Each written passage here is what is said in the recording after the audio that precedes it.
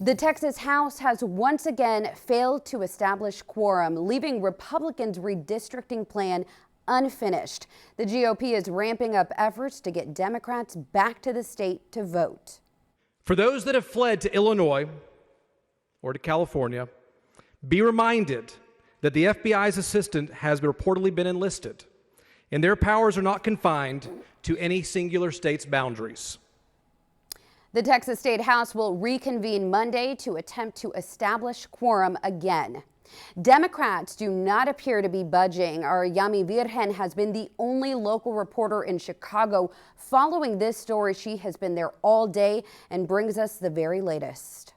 The evacuation was the first threat to the lives of Texas Democrats who left the state, breaking quorum and blocking the House Republicans' ability to pass a new redistricting map. But now more threats are being received. I spoke with two of the San Antonio representatives still in Chicago in an undisclosed location. One of them, State Representative Josey Garcia, says the threats are fueled by the governor and attorney general's rhetoric. Our votes are being manipulated, our work as veterans is being manipulated, and we are being silenced. On Friday, all of the representatives who left Texas were notified that they would not receive their monthly $600 pay that Garcia says, as a combat veteran, helps her family so she can serve her West Side district. Well, if you would have ever told me that after serving 20 years honorably in the military and being a combat veteran, that I would be hunted by my own government in my own state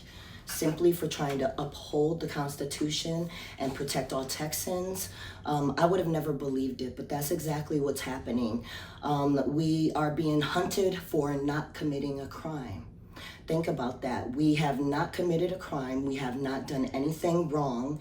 And instead, the type of violence that's being incited on us is nothing short than terrorism. For State Representative Elizabeth Campos, whose district runs from the southeast side to the northeast side of San Antonio, the choice to follow her party has come at deep personal sacrifice. My niece, who means the world to me, is getting married. And I haven't been able to be involved in any of it. She's like a daughter that I don't have. She means everything to me. And I want my colleagues to know, and I want the governor to know what they're doing to us. It is not right. I may have to miss her wedding. She's my baby niece. Campos, a Democrat known to work on both sides of the aisle, says she was elected by constituents of the district to help bring back funding and resources for her predominantly Latino district. When I got into office, I knew what I was getting into because I had worked at the Capitol before in the Senate. But it wasn't like this. We used to work together. I'm one that works across the aisle, and I build relationships because I work at the Capitol, but I bring home to the people and I work hard for the people in my district. That's what we're supposed to do. And they have pushed us to this. It's not that we don't want to work. We're working. This is work. This is fighting. And they would do the same thing if the shoe was on the other foot. She also tells us the choice was clear and that she was taught to respect not only leaders, but everyone's beliefs. I respect people's beliefs and I stay in my lane. And if a bill comes to me and it's from a hardcore Republican, if it's a good bill, I'm gonna vote on it because it's for Texas. And that's what we're supposed to do. We're supposed to work together. And this is not working together.